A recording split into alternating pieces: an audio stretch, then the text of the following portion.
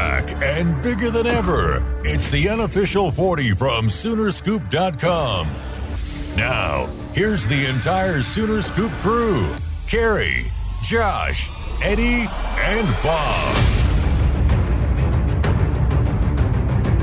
All right, we are back. It is the post-signing day edition of the Unofficial 40 podcast, along with, oh my God, they just released the All Big 12 team, and it's like Oklahoma didn't even play football this year. That's right. If you're worried about the Sooners' motivation heading into the Big 12 championship game against Iowa State, well, they don't need any because not a single member of the OU defense was named to the first team, All Big 12 team, and not a single, other than Creed Humphrey, pretty much all of the national awards went to Iowa State and other teams that aren't any good, like West Virginia and Kansas State, and who was that? TCU got one too. So welcome in, everybody. The whole crew all here, ready to break down signing day. And as I said, I mean, let me just give this out, and then I'll let everybody get reactions real quick. Offensive Player of the Year, Breece Hall. I don't think anybody has any problems with that. And by the way, this is all voted on by the coaches, all 10 coaches. You can't vote on your own players. Defensive Player of the Year, Mike Rose, Iowa State linebacker.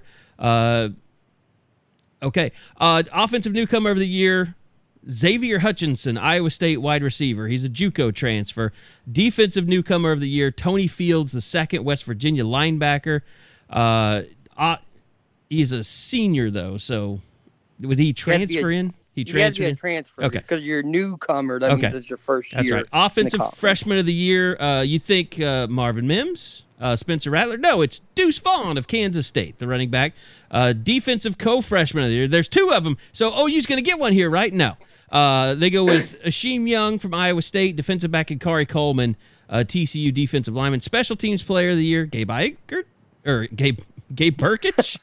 Definitely not Gabe Eichert. I'm sorry. Congratulations to Gabe. Tristan Ebner, kick returner, punt returner for Baylor. Special Teams Player of the Year. What was the record, Eddie? 2-6? Offensive Lineman of the Year, there's Creed Humphrey. Defensive Lineman of the Year, no, not even Isaiah Thomas. It's Darius Stills, who's a very good player, West Virginia. And then the Coach of the Year, Matt Campbell. Nobody's really surprised by that there. But, guys, first team, second team, Eddie, let's go to you. I know you're just a ball of fury waiting to unleash. What were your thoughts when you saw this come out, and especially when you saw the All Big 12 first and second teams? Well, when we got the little bit of a heads up, it's coming out, and it's like, okay, I imagine that we'll get ready. We'll get some Ronnie Perkins stuff. We'll get some Nick Benito stuff ready, and then they laid it upon us, and I mean, it's just a fucking travesty. It's a travesty.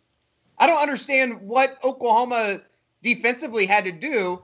I mean, it's not like they're asking to get some type of award for the turnaround, but maybe a little tip of the cap to some of the players that were able to be a part of it.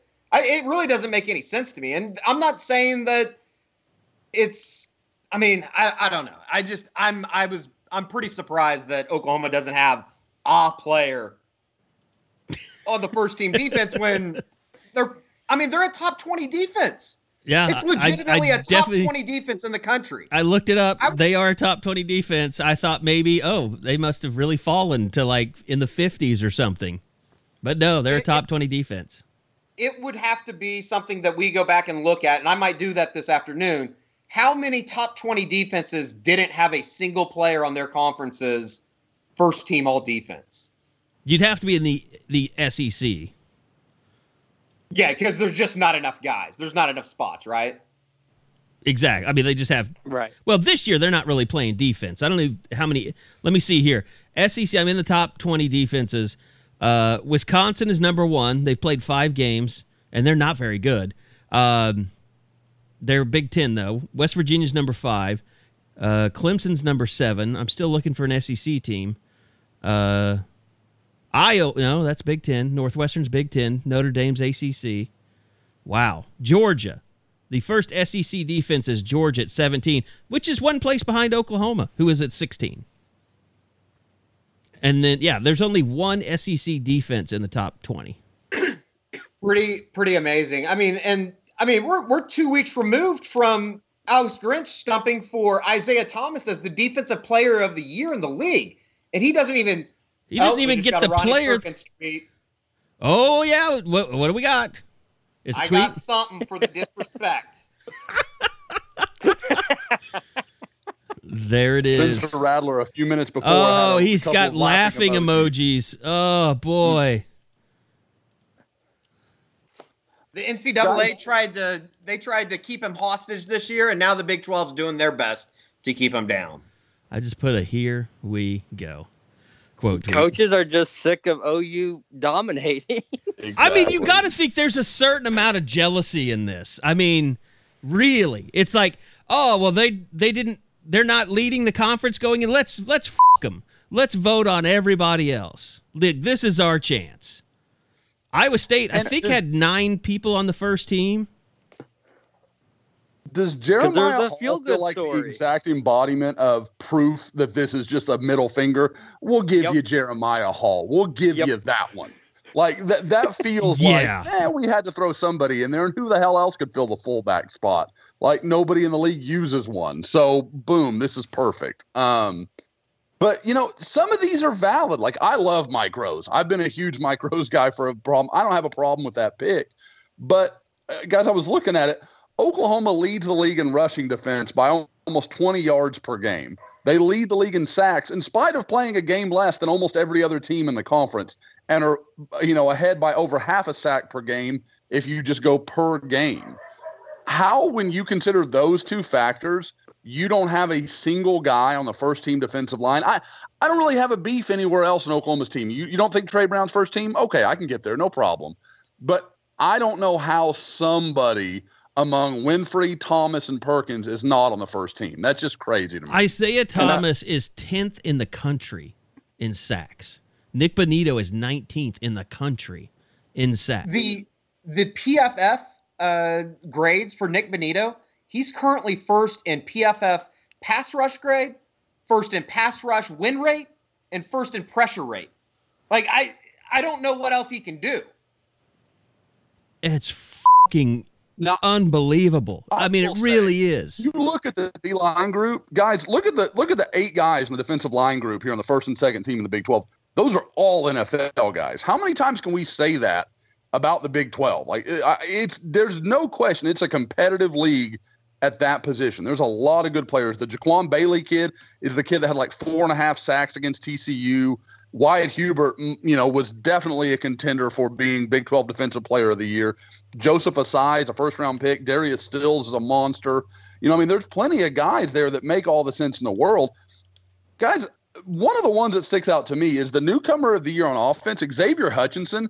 Compare his numbers to Marvin Mims, and basically he got more catches and did a lot less with them. He had fewer touchdowns, way lower yards per catch. Like their yardage was very similar. It just Hutchinson had 50 or 60 catches, 50 catches, and Marvin had 29. But that's a different category. Newcomer means transfer. So it only okay. So that's going to be like Theo Howard. I mean, Sooners didn't have anyone. Yeah, West Virginia. Freshman is different. West Virginia's co-defensive player is a senior, but he transferred in. He was a grad transfer. And there's no leg to stand on against Deuce Vaughn. That dude's a dude. So I mean, look, they're good players. You don't think Spencer Rattler's a dude?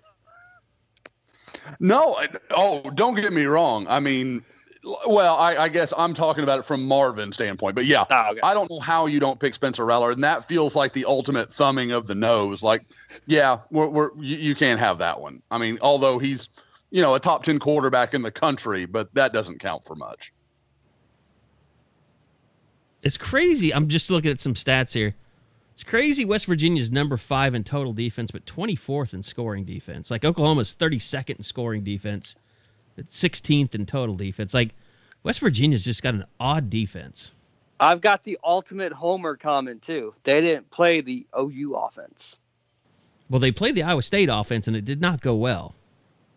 Yeah, because they had all the COVID issues. That's where it started for them.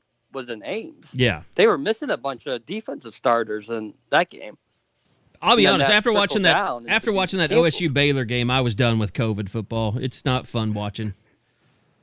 When you don't even have your when your play caller is a GA or whatever the hell was happening in that game. My God. Well, we have found one OU player not upset about the All Big 12 first team, and that is Jeremiah Hall. He is perfectly content with what has happened. This is like when you get to a strip club with your buddies and one person's having all the fun and everybody's ready to get out of there because it's 3:45 and you ran out of cocaine, you know? What?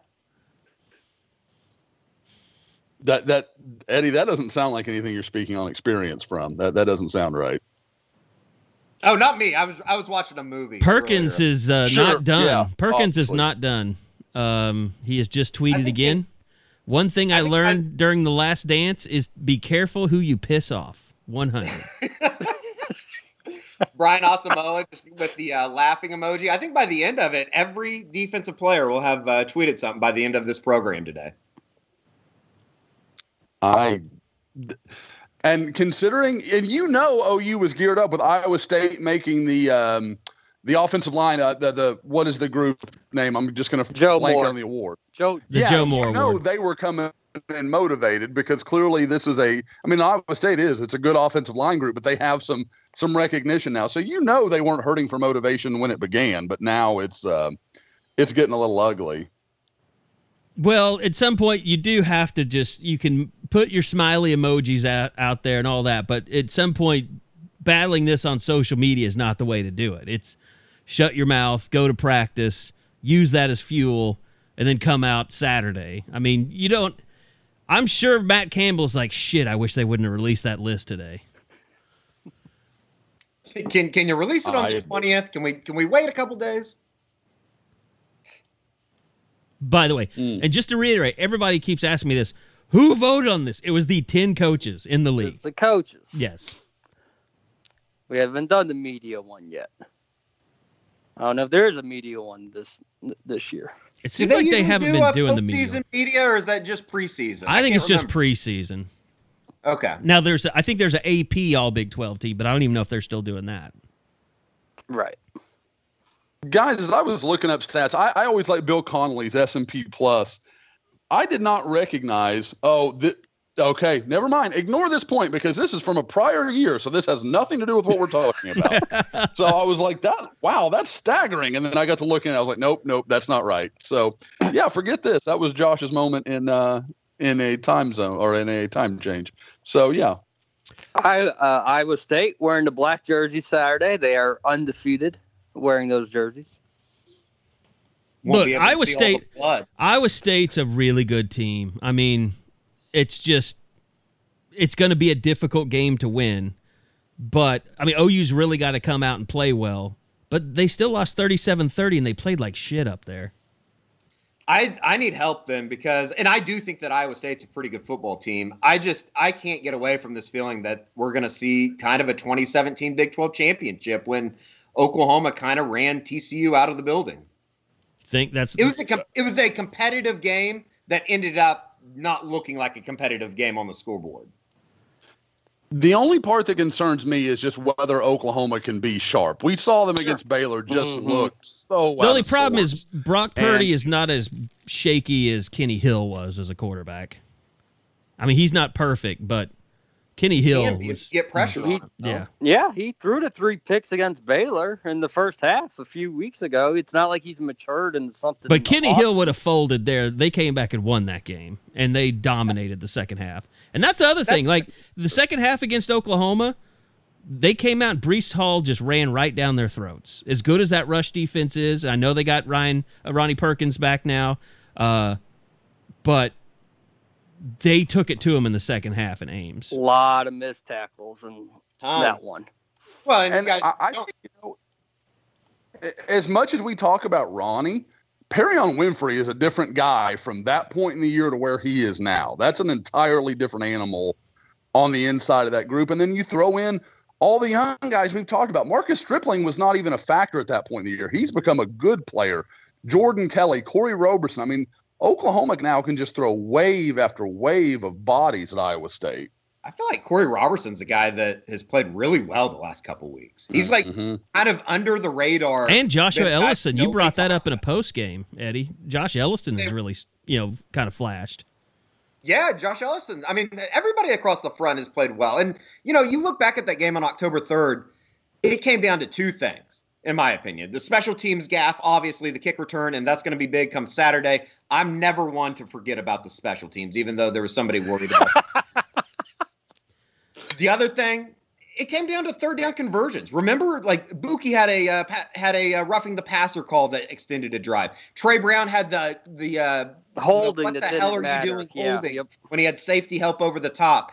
They, converted on third and longs to Charlie Kohler. I think they ended up going 6 for 10 on third down. And when you do that, it's hard to get off the field. And you got to remember, this is the same team that ranks 5th in the country right now in getting off the field on third down opponent percentage. So, and then you flip that, Eddie. That was the 19-yard field goal too, because you don't have Stevenson. Sure. That very first drive, they had 1st and goal at the 5, and then they end up 4th and goal at the 1 and kicking a field goal. Yeah, it was definitely a weird game. Like, looking back on it, it's almost weirder than the Kansas State game, because the Kansas State game was just a meltdown. There was nothing you were going to be able to do about it. Shit just went the wrong way.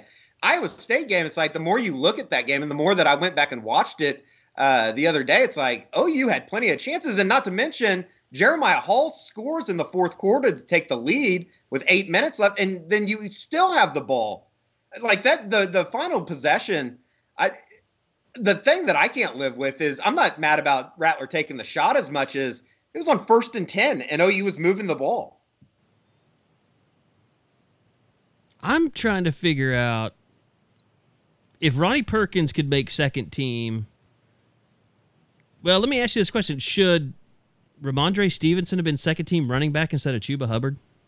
I don't have a problem with keeping Ronnie or Ramondre off because of the situation that they were in. Like, if that was another school. But what I'm saying is Ronnie made second team. Ronnie made it, so why didn't Stevenson? I got you. See, I would go as far to say, like, just keep them both off. I don't have a problem with that. Sorry, I'm trying to ignore my phone.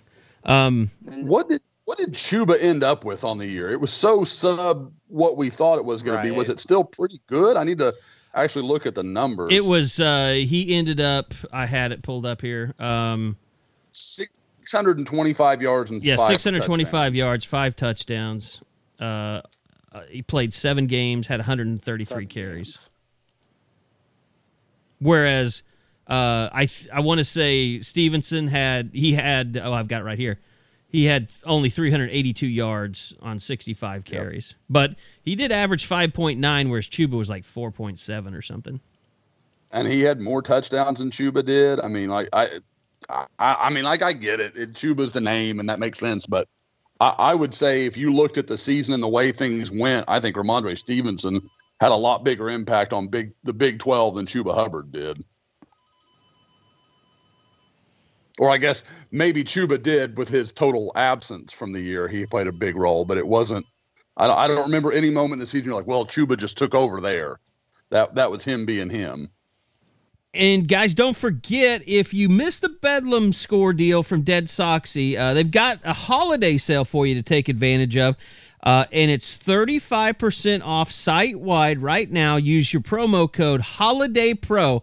That's HOLIDAYPRO, Holiday Pro. Use that code for 35% off your entire order at deadsoxy.com. That's DEADSOXY.com. Both Eddie and I love the socks. Great packaging. Just all around great socks. They stay up. They don't slip. They've got the low-cut socks as well if you want to go for some of those. But all kinds of styles for you, whether you're in the boardroom or just out casually on the weekend. You can go with the crimson and cream colorways.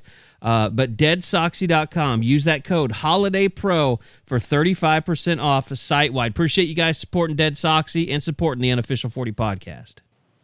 All right. Well, I mean, look, I want to try and get towards recruiting and a little bit of a wrap up. And I know we got Big 12 championship game coming up, and we can talk some more about that. But Big 12, all Big 12 is out. Kind of, there's our thoughts on it. I'm sure we'll have more as we go along. But signing day is over. Savion Byrd, the saving grace, I guess, of yesterday, and that he ends up choosing Oklahoma.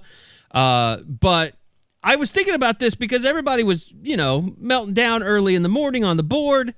But I know, like, there's been so many changes in recruiting, and we talked about that in the pre-signing day, podcast, about how everything has changed. It's moved up. This is now the de facto day. But Josh, I almost think like it's also changed in that those signing day, declarations, like that's kind of becoming a thing of the past too, because these coaching staffs work so far into the future to recruit these kids. Like, I understand that, there was the Alito running back last year. I've erased his name from my memory. I've erased his name from my memory. I'm just saying.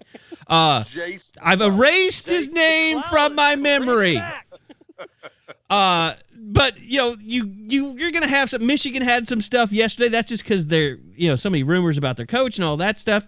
Texas had some things leading up to signing day.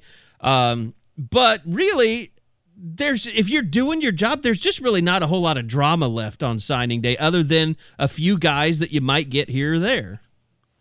You're absolutely right. I mean, to me, signing day is feast or famine. You are either waiting on those top elite guys, or you are dealing with, we had to hit a fallback. We had to go get our C plan at running back or offensive line or whatever it is.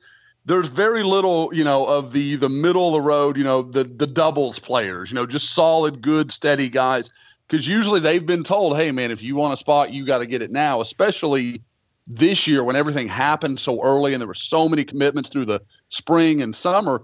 But yeah, I mean, it really is. It's one or the other. And the other thing that sticks out to me, and I'll be honest, it worked out well for me this year, was how early everything is done. Oh my God. I feel like that's been coming over the last few years. It has, yeah. And to own it, I traveled yesterday evening because I was like, it'll be done early, we'll be fine. Now, luckily, OU was involved with like Tunmiche Adelier or one of those guys, or I'd really been in trouble.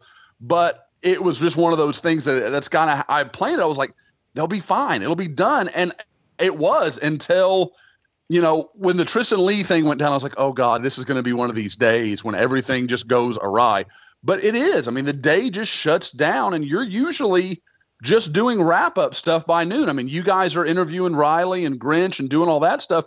But for me, as a guy that's just doing the recruiting side of it and the player side, there's not much to do by 10 a.m. I mean, once Nathan Rollins-Kabonge was in, we were done, and I knew we were done. Northwestern was done before 8 a.m. because all of their kids were Central Time.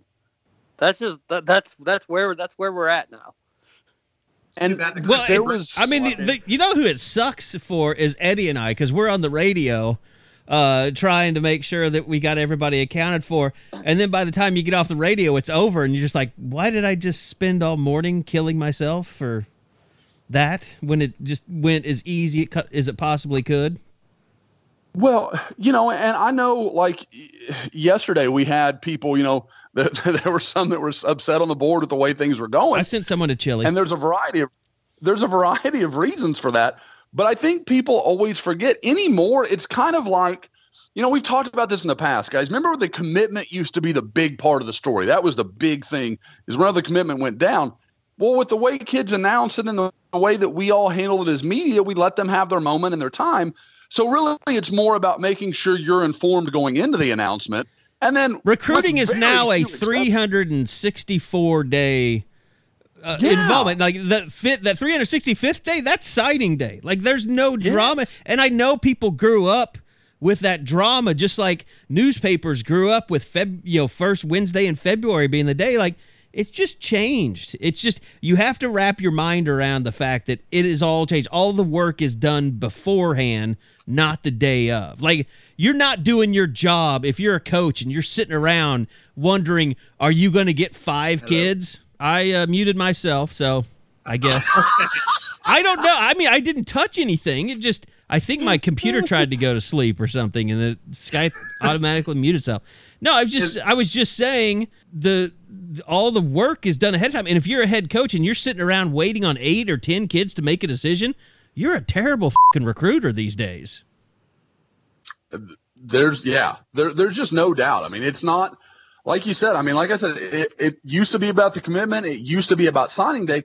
Now it's all that builds up to it. Signing day is just the final line of the contract. You just sign in the paperwork to do what everybody expected. I mean, guys, there wasn't even any like, well, I don't know what's going on with Caleb Williams, or I wonder where the paper is from, Danny Stutzman. Like, it was as soon as their windows were open, OU was in the first 20 minutes of that hour had sent out all the guys, all the East Coast guys. They were done by 6:30. All the Midlands guys, they were done by 7:30. I mean, it was so easy and simplistic, and that's what it's supposed to be. You're not supposed to have these fireworks on signing day, with a few exceptions. I mean, you got Savion Byrd. Obviously, OU's going to, see what happens on Friday with Bryce Foster. They got a couple other guys still waiting. But there are very few surprises on signing day if you're doing what you're supposed to be doing. And look at Ohio State and Emeka Egbuka. I mean, like, he flirted for a little bit. He went on another date, but he forgot that he was engaged. And all it took was, like, 2 days for Ohio State to remind we have a wedding. We've prepared for it. You're going to come to it. You're not leaving us and eloping with Oklahoma. I bought a damn dress. This is happening. And that's why, as much as it was a nice storyline to talk about, how are they going to juggle signing day and the Big 12 championship? They didn't really have to juggle anything. They've been ready for this. This wasn't news to them or surprise or something they couldn't handle. They've been working on it for months and months. I'm sure it was like just a couple hours out of more, that they didn't devote to the Cyclones. They had to do the signing day, and that's really about it. They had to do videos. That's all they had to do. And that was probably done. The Sooner Club last night. Robot. That's what they had to do. Yeah, all the video shit was done during a bye week a couple weeks ago. Yeah. Yep. So anyway, let's get into the class. Josh, first off, I know you guys were talking a lot about this off the air, but tell us kind of the whole situation with Savion Byrd, how that ended up, how serious things really were. Was he just OU's the entire time, and it was a little bit of a side story? Was it a little bit? No, I mean, SMU was a legitimate contender. I mean, people weren't wrong about that. There was, and for all the reasons we've discussed and that really we talked about on Tuesday, there was a lot of family connection. He knew a lot of players in that class. There was, I keep saying family connection, through the coaching staff at Duncanville, their family, and he has a good relationship with the Samples, father, his head coach at Duncanville, Reginald, and son Rashad, who's the running backs coach at SMU. So there's a lot of connection there. And, that was something I can tell you late Tuesday, SMU thought it was them. I mean, they really believe that. I can say now there was a lot of chatter that about 2 weeks ago, Savion Byrd had actually committed to SMU quietly. So I don't know that definitely happened, but based on who I heard it from, I don't have any reason to not believe it. But like I said all along, his mother was very much in OU's corner. And from what, I've already read an article in the Dallas Morning News, and I'm looking forward to talk to Savion myself. But everybody I've talked to is he basically sat down with his mother, went over some things, and then all of a sudden OU ended up being the choice. I don't think that's a coincidence. I think OU, through the years, guys, and we used to talk about this being an area where OU really missed and they made mistakes. They didn't know who to recruit. If it was the dad that was going to be the decision maker, they'd made friends with mom. Or if it was the coach that was going to be really involved, they were talking to the uncle or whoever it was. They just always seemed off. OU is so much better about that now. And they knew that mom was going to be a huge part of this decision, and they focused a lot of energy on her. And I think that's really what ended up winning in the end. Now, in terms of, let's just get this out there. What did not go OU's way yesterday, and what is still to be determined? Is that the best way to put it? Well, I don't think there's any doubt for me. Tristan Leigh didn't go OU's way. If he would have signed yesterday, I am more than mildly confident it would have been Oklahoma. Like I was pretty set that that's what he was going to do. It sure sounded like it, talking to people both, kind of on his side of things, talking to sources around Norman. There was a lot of confidence it was Oklahoma, basically from everybody but LSU. LSU Still kind of thought it was them, but, I was talking to people at Florida. It sounded like everyone was pretty sure he was going to pick Oklahoma. So him not doing it, at that point and making OU wait, there's no way to paint that as that's good news. Now, everybody that's going to turn this into, OU's lost him and it's all over, stop with that. OU would be the pick if it was picked today. OU's going to have to maintain that lead. That's not what they wanted, but you'd rather be in the driver's seat than not. And Oklahoma still leads, so they have got to close the deal now. So that's really the only thing I would say that didn't go Oklahoma's way. I mean, I know a lot of people had hoped OU would get involved with Jatavion Sanders. He signed with Texas yesterday.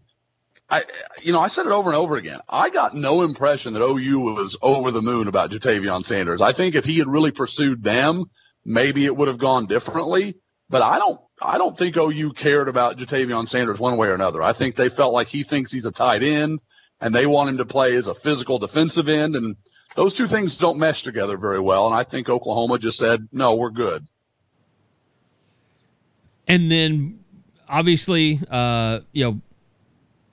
Bryce Foster's still out there to announce, but I think a lot of people wondering about Kamar Wheaton, and, obviously not a lot of communication there, but what do you take out of, not having a signature from Kamar Wheaton yesterday, if anything? Well, that was pretty much expected. I mean, I don't know why Kamar Wheaton would do anything as a normal high school recruit does, because that's not his style. He's going to do it his own way.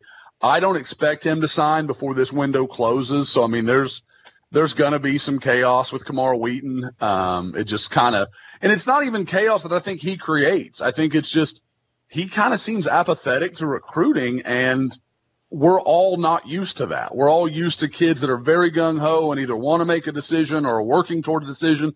And it just feels like he's like, one of these days I'll get around to it. Like he's the guy, he's Eddie putting off a haircut, but his is just the biggest decision of his life. So it's just kind of strange in the way it works. I can say, and we've got some more notes that I put up on a signing day thread yesterday afternoon.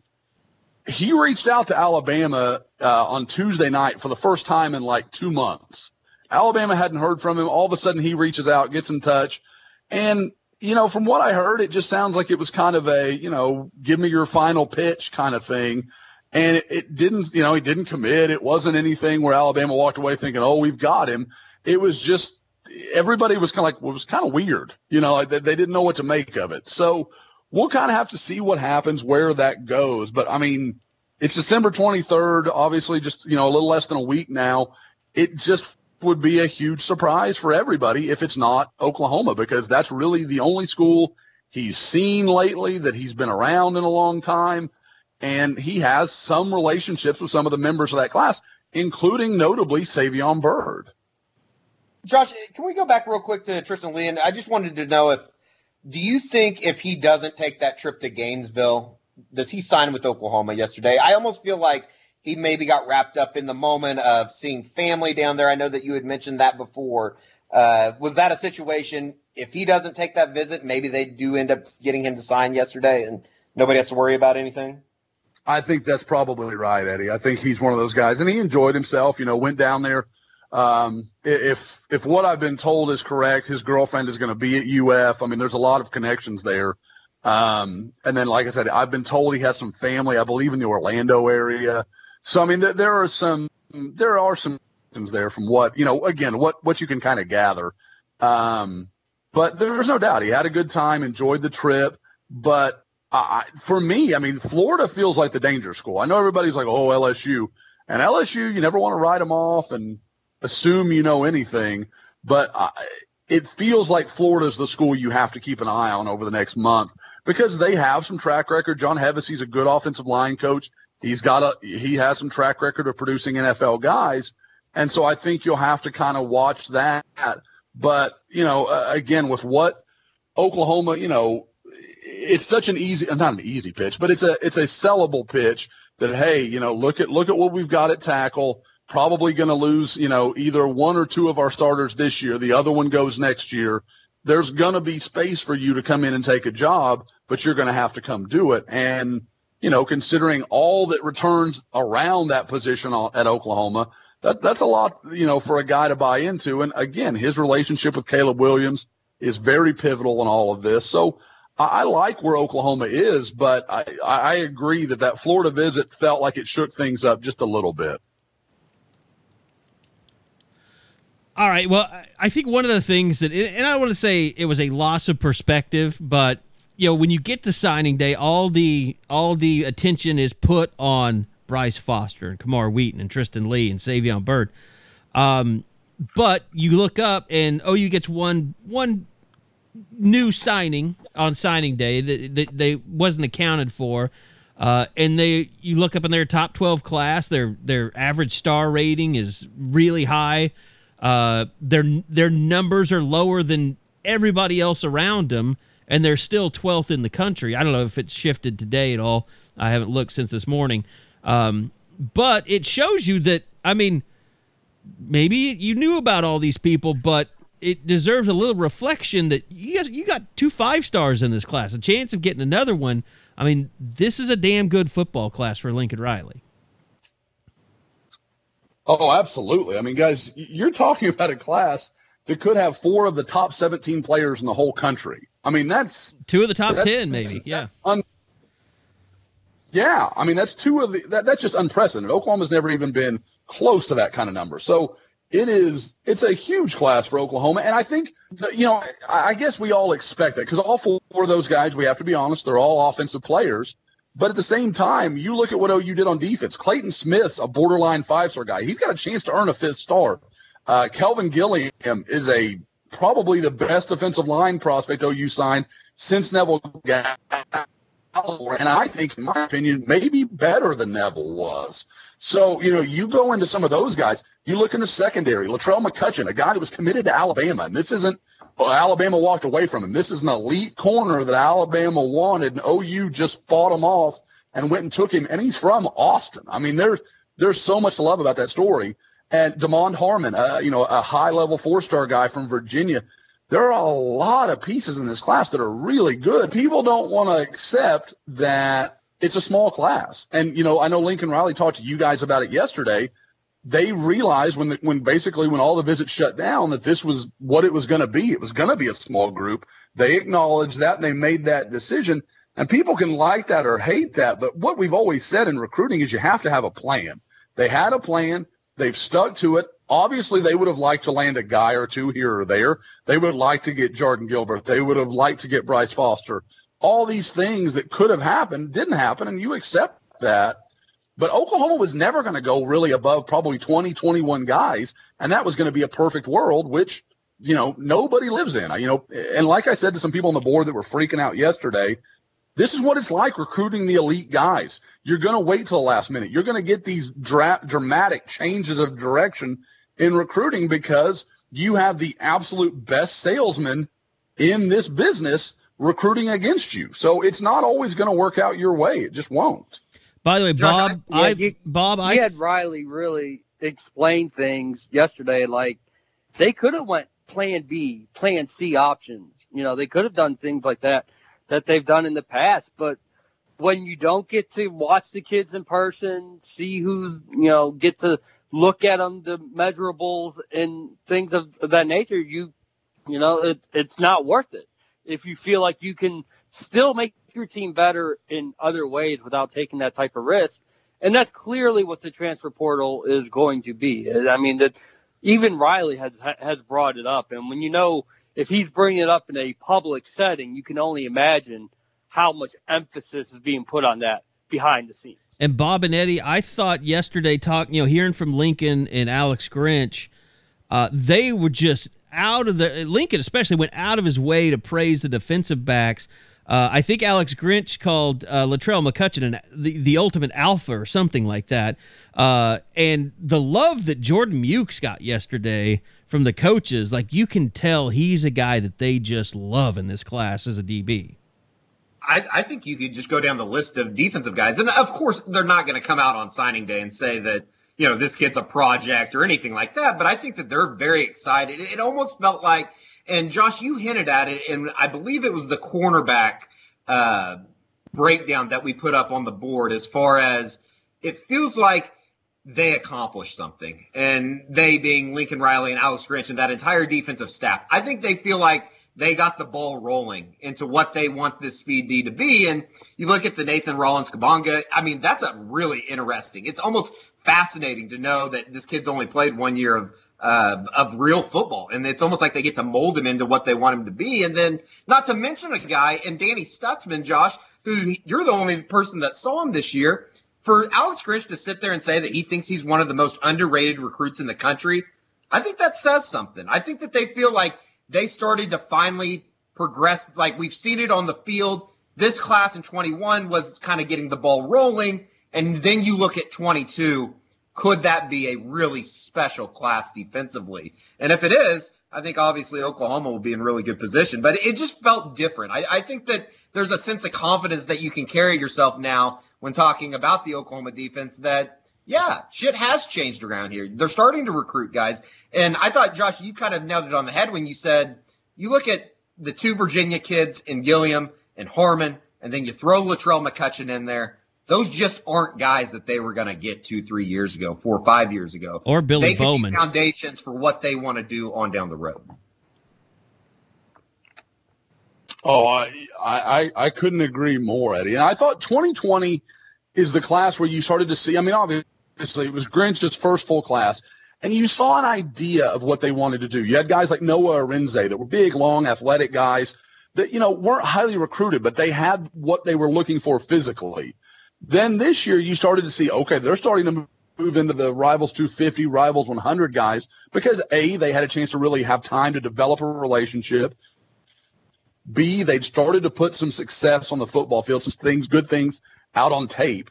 And then 2022 feels like the year when it can really go to a different level. Like as much as, like I said, I like Melvin Gilliam a lot, but you look at a potential defensive line class of Tyson Ford, Bear Alexander, and Gabe Dindy. That's Alabama, Georgia stuff. I mean, that's when you start stockpiling groups. And then you throw them in with some of the young defensive linemen they had, like Rollins-Kabonga is a athletic marvel. Can you get him? Can he figure it all out? Can you put all the pieces together for him? Because if you can, physically, he's a no doubt NFL guy and maybe a really good one. So there are just, like I said, it's just like what we were talking about earlier with Riley having a plan for how they wanted to work numbers. It's the same thing when we're recruiting players. We know what we're looking for. We've identified who they are, and we're not going to deviate from that. We're not going to get a plan B guy that doesn't fit into what we want to be. We'll go into the transfer portal. We'll find somebody that we can rent for a year rather than having to sign a guy up for 4 years that we know is not what we want. And I think that's what you're seeing a lot of. I mean, that's, like I said, I love what they've done on defense. Ethan Downs, I think people know I've had some questions about him, but in a right role, Ethan Downs can be a very useful player, very productive interior pass rusher. Isaiah Coe, you're just getting deeper and deeper with those interior defensive linemen who can create push and can create trouble in the passing game up the middle. And, you know, like I said, and then we, again, in this, what we've talked about, we haven't hardly mentioned Clayton Smith or Danny Stutzman. Big, long, 6'3", 6'4", big athletic guys that can run sideline to sideline. I mean, these are the prototypes. This is what Alex Grinch has been working toward. And not only is he getting guys in the 2021 class that fit that physical mold as he did in 2020, but these are high-level guys that everybody wanted. So you're just taking that next step forward. And then in 2022, I think you could see them take another step. It's kind of funny, like, just listening to Grinch and Lincoln, like it's so much different. And I hate to just bag on everything that happened before Grinch got here, but the vision of what he wants, it's so obvious, isn't it? Like, it's almost refreshing to hear like him speak about it. And then, but also at the same time, it's like, they're not going to just go after basketball players. I thought one of the quotes that he had yesterday was pretty good as far as it was something to the effect of, you can't out recruit talent. You still have to develop them. And like that just says everything about what they're trying to do down there. There's no doubt. I mean, Eddie, like I mentioned with Jatavion Sanders earlier, and I can tell you that some of my sources were among them. I mean, this isn't a guy, people, you got to be careful. You don't want to tend to this. You're just recruiting these athletes that can't play football. No, you need to be physical. And like the Latrell McCutcheon thing, he said, I missed that quote, but I mean, Eddie, we saw him. That's dead on. Latrell McCutcheon is a guy who will never doubt himself for a minute. He thinks every time he's on the field, you could line him up tomorrow with Julio Jones, and he thinks he's going to win that matchup. Like, I mean, he has that level of confidence in himself.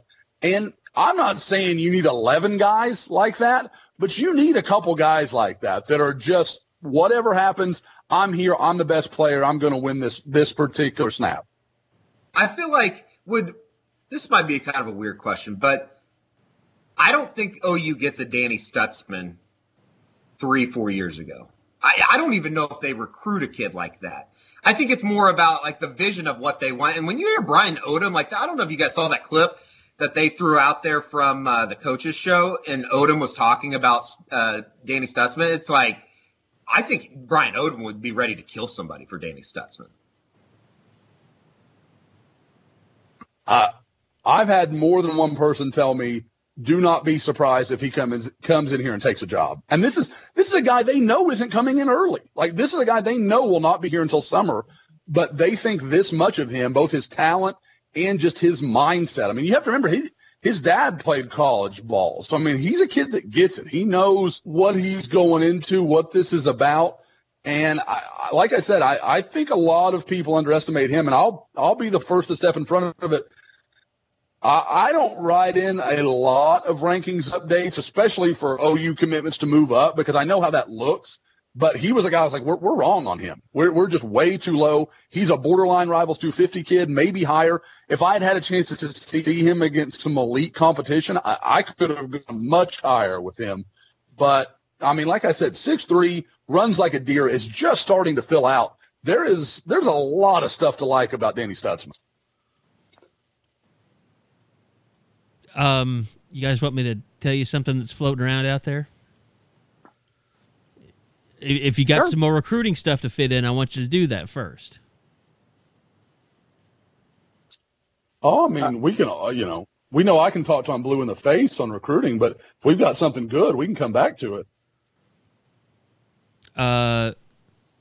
Apparently, Rick Neuheisel reporting that Ohio State is having some COVID issues. Oh, and that a star wide receiver has tested positive. Uh-oh. And it's believed that others are affected. Ohio State. Aggies are going to make the playoffs. Ohio State. No, they're going to make the playoffs without having to play a Big Ten championship game now, aren't they? No. No way. That would be awesome. Way. That'd be awesome if it happened. No. The world would melt. I mean, the world would lose complete confidence in the college football playoff rankings committee if that happened. Which I'm kind of for. So maybe I'm rooting for Ohio State to make the playoff now.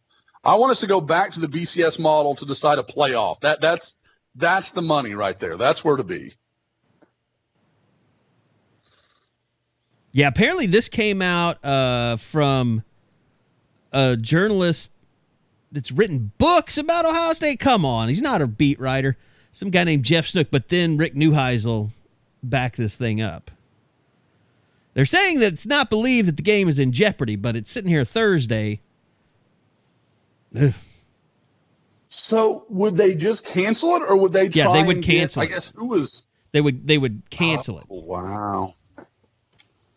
I mean, are you telling me Indiana Northwestern doesn't have enough cachet? Maybe Nebraska can help back them. We're going to sell an allotment of tickets to Nebraska fans. Shit, they would probably go. Just pretend our red's your red, guys. Yeah, I'm trying to see exactly. I thought I read where it would just be canceled, but no, I think that would be the plan. I mean, I don't think they can move it to next week or anything. While Carey looks, am I the only one that when a recruit sends out, I got an Indiana offer and he uses the Indiana logo, I see it out of the corner of my eye and I constantly think, oh, you just made an offer. Like I do it every time. It looks way too close, and it just at a quick glance it throws me off every time. I could see that. I've done that before with just like box scores and stuff, and thought like, why would OU be playing that? That must be wrong, and then it is Indiana. But if Ohio State cancels, and let's say OU goes and destroys Iowa State this weekend, and they're a conference champion, Texas A&M will get in. Texas A&M's going to get in. I don't know. And loses to Bama by 30 again. But they're closing the gap. They're closing the gap. Can't wait. Guys, for all the A&M people out there, look at look at how bad the SEC West was this year. I know that's so weird to say because it's been the best division in football for a decade by miles. I mean, there's just no argument. But I feel like there have been better A&M teams than this one, but they ran up against good LSU teams or good Auburn teams, and they're going to finish second in the division. I don't think they're particularly good. I mean, they're not bad. Don't get me wrong, but this isn't. I mean, like, I think about what you were going to have this 2017 Oklahoma team would run through that A&M team. Yeah, I mean, you were going to have this just because of COVID and the number of games being played and all of that stuff. Like, you just weren't going to be able to get 4 teams that you felt really good about. Yeah, well, I mean, it felt like if I guess you're saying, I mean, because of this, we can't have a normal, Ohio State or something like that, but I mean, you felt like maybe you had 4 teams that had a legitimate argument, and now we're probably not going to get to see them because it's just they've already strained the, ability of reason here. But I mean, God, guys, look at it. I mean, they beat Vanderbilt by 5. The Florida win's a great one. They kind of messed around with Mississippi State. They messed around with Arkansas. They clobbered South Carolina. And then LSU and Auburn, they beat, by a combined 24 points. I mean, and that LSU team is not good. And Auburn is not, I mean, Bo Nix they gave up 20 points to Bo Nix. I don't know what else to say. Unless Tennessee is absolutely just quit this weekend, I think the Vols will give them everything they want. I'm not saying that they'll beat them by any means, but I would not be surprised if you look up in the fourth quarter and it's like, Tennessee makes a couple plays here and there. Maybe they get back into the game. Yep. I could see it being like 31-17 or something like that, where it's not completely ridiculous, but just a little out of reach. But I mean, again, this is just a bad SEC West, and they've not dominated anybody. Yeah, the thing that could really throw everything into a loop is the Florida stuff. Like, if Florida beats Alabama, there's going to be a push to get Florida into and it kind of directly affects if OU wins, who they play in the Cotton Bowl. But like, they're as wrong as it is, people are going to stand for Florida to get into the playoff if they win the SEC championship. If Texas A&M gets in, who would OU play in the Cotton Bowl? Florida, unless they go to the playoffs. Now, let me ask you this. Then it would be Georgia, yeah. If 3 SEC teams got in, it'd be Georgia. If Ohio State doesn't play, and let's say Iowa State wins, does Iowa State jump Texas A&M? No. That loss is too bad. It's just too. Louisiana's only lost 1 game this year. If they can beat Coastal, to Coastal, Raging Cajuns can beat Coastal on Saturday, it might help a little. It would be super funny if that were to happen, though, because, like, what's the argument that's always got OU into the Big 12 or into the college football playoff has been, well, they're a conference champion, right? And A&M didn't play for theirs. And they were 5 touchdowns worse than their division champion. I mean, the real thing is, what if Auburn just kills Florida? I mean, who? Alabama. What did I say? Auburn. What if Alabama kills Florida? Yeah, that's what I then you could be like, well, I mean, I don't know. I don't know if that would eliminate Texas A&M in any way in their eyes or make them look better, or if Florida played a tough game. It's still if Clemson houses Notre Dame, Florida beats Alabama, and, either Iowa State or Oklahoma win decisively, world gets crazy real fast. I mean, like, that's the nuclear option for this playoff. When I think Alabama's going to beat the doors off of Florida. I I think Oklahoma – I don't see Iowa State running away from Oklahoma. I think Oklahoma has enough that they could do it on the right day. I don't think they're that much better in general, but I think they could run away from Iowa State if they are at their best. And Clemson, you've got to think Clemson is motivated and now has their guy back. And, the best running back in the country, Kerry Murdoch. So they should be in good shape. Is Breece Hall, is that what you meant to say? Nah, that's not what I said. No, sir. I don't know. I mean, I have no faith in the playoff committee or what they're going to do. They just change their rules all the time. There's data points and there's eye tests. I don't know if there is a right choice. It's all football. You've got Alabama and Clemson, and then I don't know what. Yeah, I think the best thing you can do as an OU fan is just root for OU to beat the pants off of Iowa State and stick it to all the coaches that didn't vote for the players. And guys, and I know Eddie has talked about it. This is a perfect year to go to the Cotton Bowl and beat Georgia, or beat A&M, or do that, and then have all that momentum moving into 2021. Have it. We beat a good team in a major bowl game. Go for it. And you know what? Maybe then, as good as I think they can be, they don't want Clemson and Alabama this year. They don't want. And you know what? Maybe then you have a chance. Like if you snuck into the playoffs and got beat again in the first round versus that scenario where you go to the Cotton Bowl, play an SEC team, look really good doing it, set yourself up for next year. Maybe that's what you need to convince Ronnie Perkins to come back next year. Ramondre Stevenson. Hell, Isaiah Thomas says, you know what, I could go to the NFL, but I might want to come back and try and win a national championship next year. What did you think of the Jamar Cain thing yesterday? In no way do I think that it was these guys are coming back declaration. But it perked the ears up.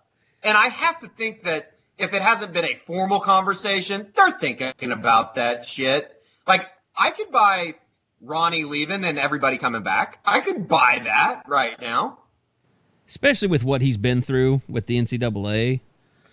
That they can just take his, and the whole thing about him saying, he just wanted to put another game on film, like that made you think, oh, he definitely is trying to get out of here. But the other thing is, Jamar Cain has not been around long enough, and he's not the guy they're dealing with in determining whether they're going to stay or go. That's Lincoln. And to some extent, I bet Alex Grinch. Yeah, no doubt. I don't know. I mean, I guess in a way, it's like, how did Dabo talk all those guys into coming back for another year? Yeah. And that was after a full – but – I think the pitch would have to be, and it's something that a lot of people have already talked about as far as the expectations in 21. You have to sell them this idea that you could build somewhat of a legacy in Norman if you come back and you make a run at a national title, a legitimate run at a national title. Yeah. And like you said, if the season finishes off with a Cotton Bowl win, an impressive win, you're going to be top 3 going into next season. Trevor Lawrence will be gone. Of course, they'll have Ugalele or whatever his name is. There's no better – there's just absolutely no better way to build momentum into what should be a big summer when, as much as, we don't want to talk about it, it's like as much as you build into the summer, it's, everything's going to get back to normal in a way almost. It's just – I don't know. It'll be interesting to see what that kind of that discussion's like here in the next few months, or I guess next month really, as we go into December in 2021. I don't know. I did want to get Josh your thoughts on a little bit of more recruiting stuff as far as the offensive side of the ball, because it was very obvious that Riley's pretty excited about the wide receiver unit. Oh, yeah. And the thing you like about this receiver group is there is just a lot of variety. Kind of depending on what you're looking for, they've got a little bit of everything. You've got Cody Jackson, who's the pure vertical guy, going to stretch. And I know the comp keeps being made to Charleston Rambo, and there's something to that. There is. But I think Cody has a little more wiggle. He's a little bigger in frame, and is considerably bigger than Charleston was at the same point in time. People think of Charleston as lean now. In high school, Charleston was skin and bones. He was just a real long, kind of just arms and legs everywhere kind of guy. Cody's a little more developed. He's a little bit better in the air. I would say he's a better prospect, but I mean, there are similarities in the way that they're going to win. They want to challenge vertically. They want to get behind corners. That's where they're at their best. Mario Williams is just your open field wonder. I can't help but wonder if Oklahoma's going to do some return stuff with him. And another guy that's a little bigger than you think he is. He's kind of powerfully built in the lower body. Never going to be the 210-pound receiver, but is kind of one of those guys that almost looks like a small running back in the way he's put together. He's a little different than your normal. He's not Marquise Brown, I guess would be the best way to say it. And then finally, Jalil Farouk's a little bit of everything.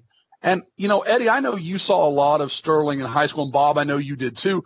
When I watch him, I see some Sterling Shepard in his game. The way he plays, he's not going to beat you with speed all the time, but he's got great hands, really good in the air, a lot of body control plays that you see him make. So, like I said, I just think there's a little bit of everything in this receiver group.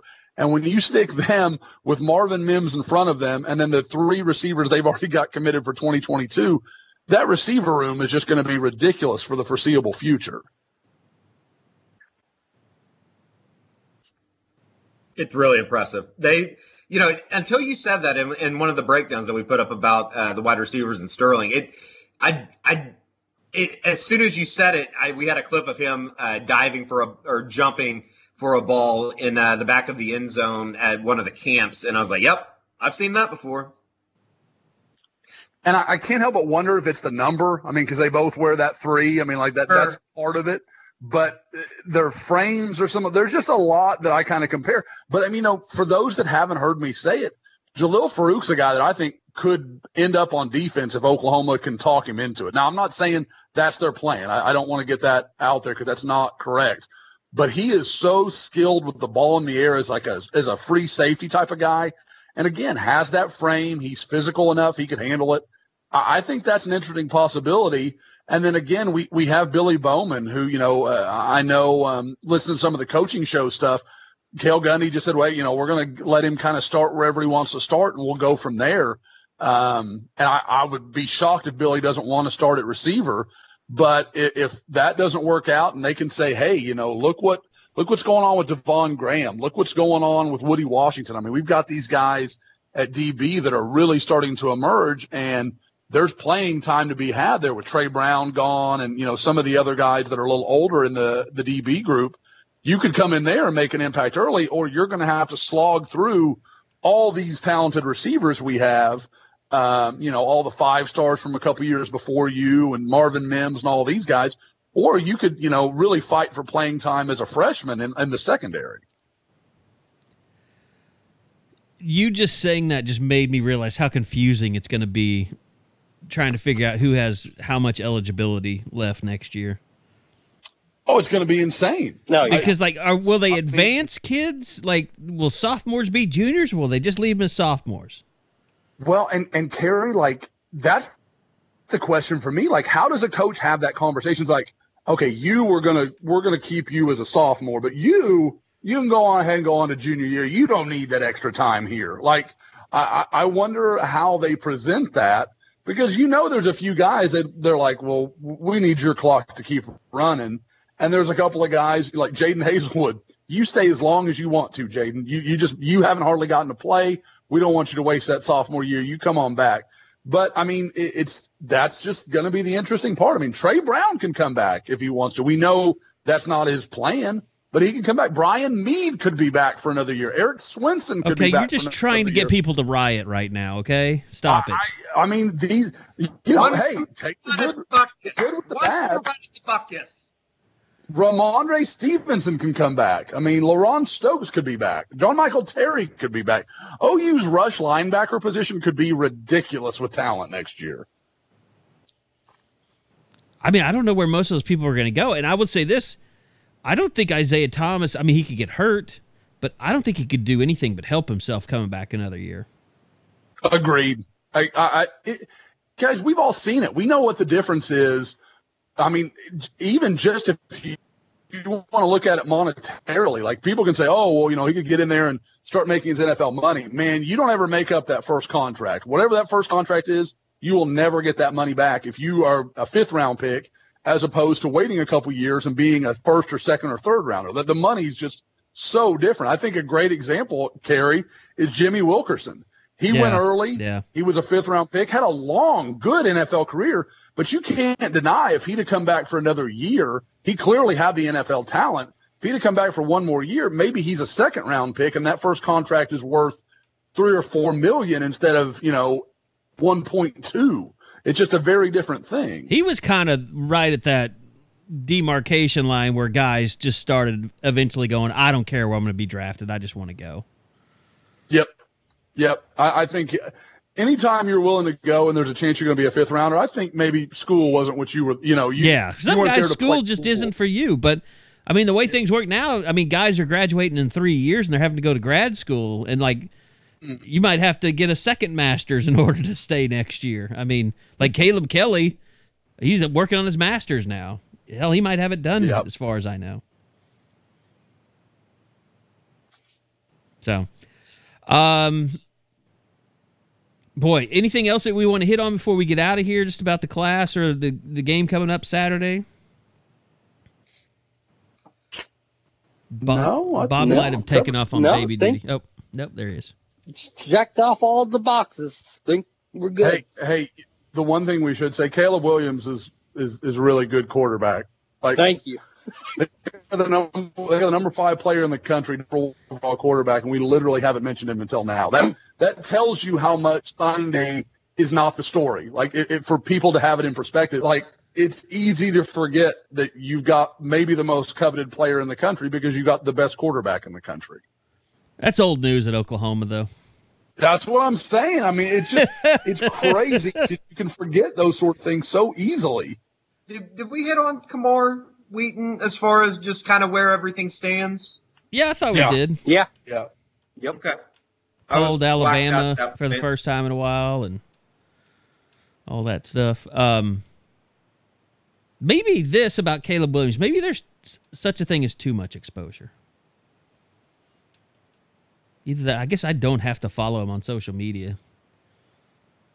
Oh, I think that it's just he has nothing else to do, Carey. I mean, doesn't have really school to go to right now. He's just kind of chilling. It's like he's on vacation. There will come a time, I think, where he shuts it down a little bit and goes, because I think Rattler kind of went through the same thing. And it's kind of interesting. He's not going to have as much as I've shit on him. I know what is about to come out of my mouth. He's an NFL starting quarterback now, but I do think that Jalen Hurts played a role in the helping development of Spencer Rattler.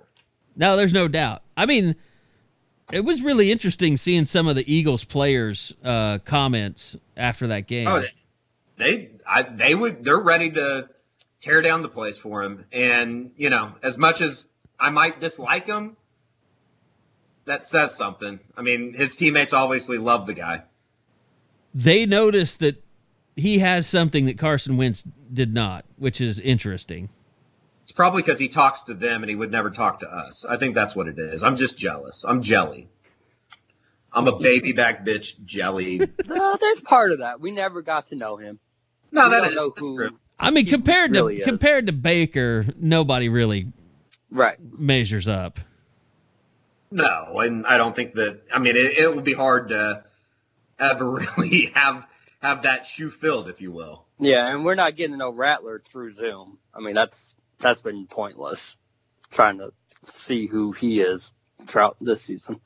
I mean, the branding stuff is going to be interesting. How much that's going to change everything, like exposure, availability, access. Because you would think when you start representing brands and companies, you're going to have to put yourself out there more than what a college is used to doing. More media blitzes and things like that. And I don't know if we'll get to that point. You think that'll be stuff that, not necessarily that we're asked to do by any means, but will the media be able to, I don't know. I mean, it's the week of the Big 12 championship and we talked to 3 players. Yeah. It's kind of ridiculous. Well, I mean, if Caleb Williams has a deal with, I don't know, let's say a hat company, and he's releasing a new hat after the Big 12 championship, I'm sure his hat company will contact us and say, hey, we'd love to have Caleb Williams on to tell everybody about his new hat coming out. That would be something. I don't know if I'm ready to see a world like that. It's just going to be, it's going to take a lot of getting used to. Hopefully it would be a hat that people would want to buy and not like a Cam Newton hat. Like a huge-ass boa with feathers all over the place. With like a metal rim on it or something. Can you imagine if Spencer Rattler takes a knee during the national anthem and then tries to distribute like a rainbow-colored boa? The Olds would literally, they would have a meltdown. Look, that's what's going to be interesting is you're in a college town, a fairly conservative fan base.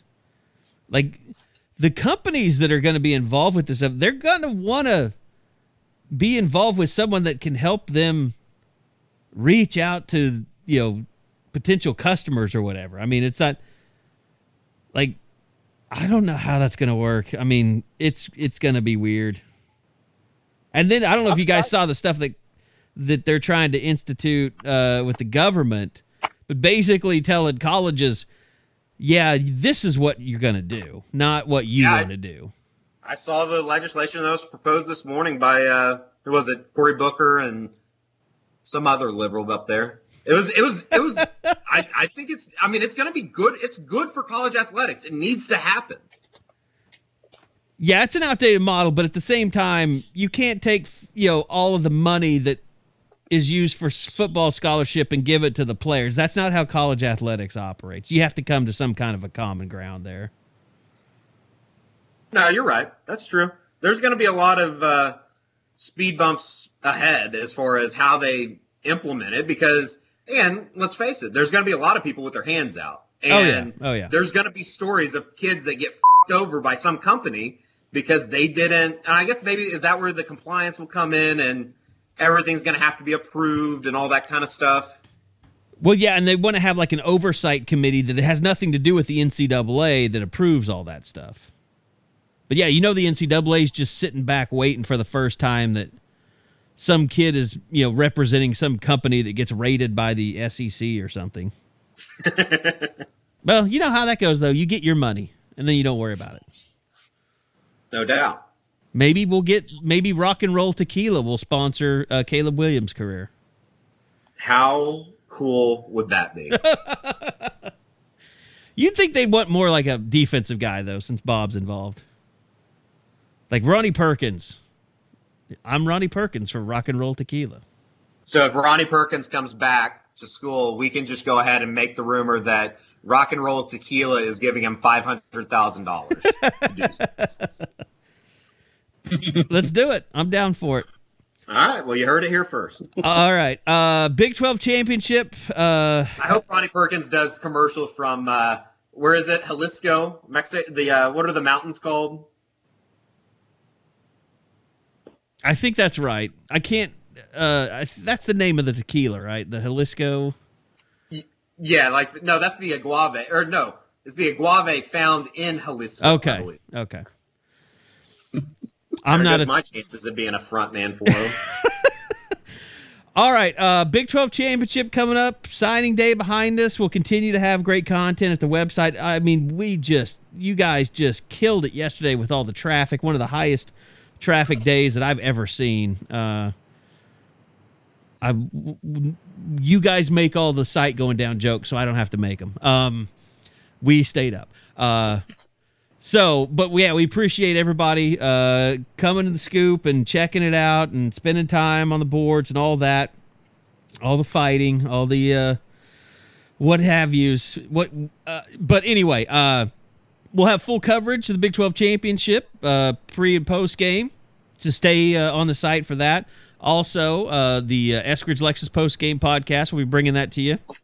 They're gonna kick me and Bob out of the press box as fast as they possibly can. Yeah. We already got warnings that you better get your asses out of here because we got to prep this thing for the Cowboys tomorrow with all our COVID protocols. So I don't know how all that's going to work, but Eddie and I have done some interesting podcasts this year on the post game. We'll probably be doing another one Saturday. But all Big 12 team is out. Get your outrage out before the game starts, and we'll see how this all plays out because it should be really interesting on Saturday. You're going to have a lot of fired up guys on that Oklahoma team before that game starts. So appreciate Josh joining us, even though he's on a family trip right now. Appreciate Bob and Eddie. I'm Kerry Murdoch, and we'll see you guys right back here again for another edition of the Unofficial 40 podcast from Soonerscoop.com.